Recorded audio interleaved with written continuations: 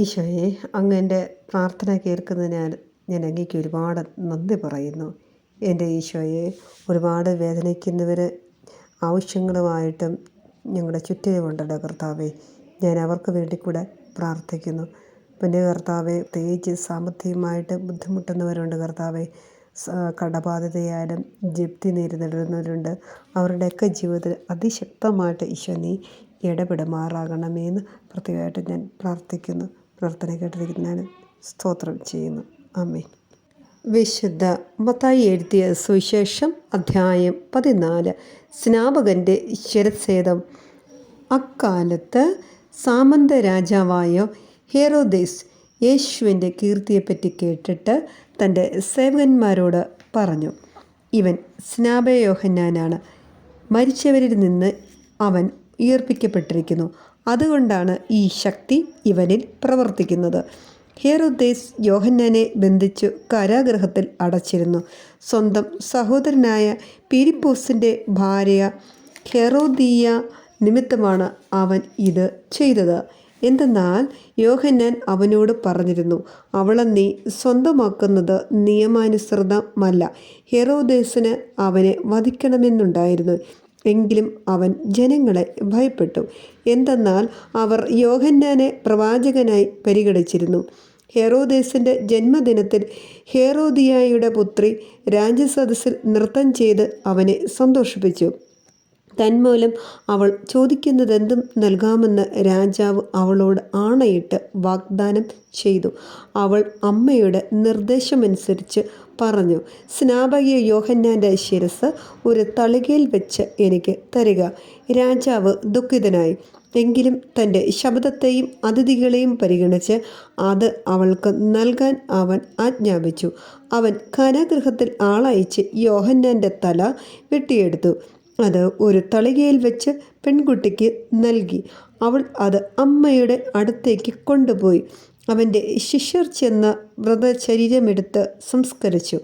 അനന്തരം അവർ യേശുവിനെ വിവരമറിയിച്ചു. 5 അപ്പം 5000 പേർക്ക്. യേശു ഇത് കേട്ട് അവിടെ നിന്ന് പിൻവാങ്ങി വഞ്ചിയിൽ കയറി തനിച്ച് ഒരു വിജന സ്ഥലത്തേക്ക് പോയി.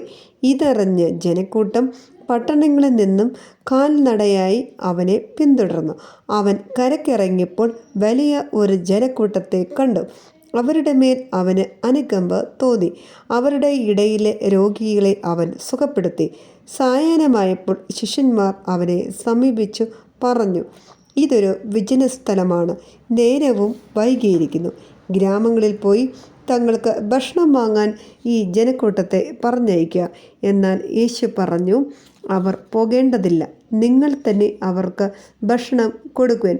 അവർ പറഞ്ഞു, 5 അപ്പവും 2 മത്സ്യം മാത്രമേ ഇവിടെ ഞങ്ങളുടെ പക്കലുള്ളൂ. അവൻ പറഞ്ഞു, അത് എൻ്റെ അടുത്ത് കൊണ്ടുവരിക. അവൻ ജനക്കൂട്ടത്തോട് പുൽത്തകിടിയിൽ ഇരിക്കാൻ കൽപ്പിച്ചതിന് ശേഷം ആ 5 അപ്പവും 2 മത്സ്യവും എടുത്ത് സ്വർഗത്തിലേക്ക് നോക്കി ആശീർവദിച്ച് അപ്പം മുറിച്ച് ശിഷ്യന്മാരെ ഏൽപ്പിച്ചു. അവർ അത് ജനങ്ങൾക്ക് വിളമ്പി. അവരെല്ലാവരും ഭക്ഷിച്ച് തൃപ്തരായി. ബാക്കി വന്ന കഷണങ്ങൾ 12 കുട്ട നിറയെ അവർ ശേഖരിച്ചു. ഭക്ഷിച്ചവർ സ്ത്രീകളും കുട്ടികളുമൊഴികെ 5000-ഓളം പുരുഷന്മാർ ആയിരുന്നു. വെള്ളത്തിന് മീതെ നടക്കുന്നു. ജനസഞ്ചയത്തെ പിരിച്ചുവിടുമ്പോഴേക്കും തനിക്ക് മുമ്പേ വഞ്ചിയിൽ കയറി മറുകരയ്ക്ക് പോകാൻ യേശു ശിഷ്യന്മാരെ നിർബന്ധിച്ചു. അവൻ ജനക്കൂട്ടത്തെ പിരിച്ചുവിട്ടതിന് ശേഷം ഏകാന്തതയിൽ പ്രാർത്ഥിക്കാൻ മലയിലേക്ക് കയറി. രാത്രിയായപ്പോഴും അവൻ അവിടെ തനിച്ച് ആയിരുന്നു. ഇതിനിടെ വഞ്ചി കരയിൽ നിന്ന് ഏറെ ദൂരം അകന്നു കഴിഞ്ഞിരുന്നു.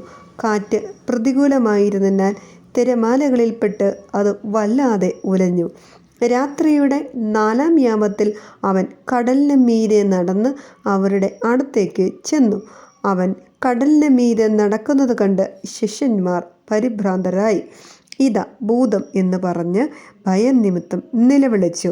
ഉടനെ അവൻ അവരോട് സംസാരിച്ചു, ധൈര്യമായിരിക്കുവിൻ, ഞാനാണ്, ഭയപ്പെടേണ്ട. പത്രോസ് അവനോട് പറഞ്ഞു, കർത്താവേ, അങ്ങാണെങ്കിൽ ഞാൻ ജലത്തിന് മീതെ കൂടി അങ്ങയുടെ അടുത്തേക്ക് വരാൻ കൽപ്പിക്കുക. വരൂ, അവൻ പറഞ്ഞു. പത്രോസ് വഞ്ചിയിൽ നിന്നിറങ്ങി വെള്ളത്തിന് മുകളിലൂടെ യേശുവിൻ്റെ അടുത്തേക്ക് നടന്നു ചെന്നു. എന്നാൽ കാറ്റ് ആഞ്ഞടിക്കുന്നത് കണ്ട് അവൻ ഭയന്നു. ജലത്തിൽ മുങ്ങിത്താഴാൻ തുടങ്ങിയപ്പോൾ അവൻ നിലവിളിച്ചു പറഞ്ഞു, കർത്താവെ, രക്ഷിക്കണമേ. ഉടനെ യേശു കൈ നീട്ടി അവനെ പിടിച്ചുകൊണ്ട് പറഞ്ഞു, അല്പവിശ്വാസി, നീ സംശയിച്ചതെന്ത്? അവർ വഞ്ചിയിൽ കയറിയപ്പോൾ കാറ്റ് ശമിച്ചു. വഞ്ചിയിലുണ്ടായിരുന്നവർ അവനെ ആരാധിച്ചുകൊണ്ട്, സത്യമായും നീ ദൈവപുത്രനാണ് എന്ന് പറഞ്ഞു. ഗെനേസറത്തിലെ അത്ഭുതങ്ങൾ.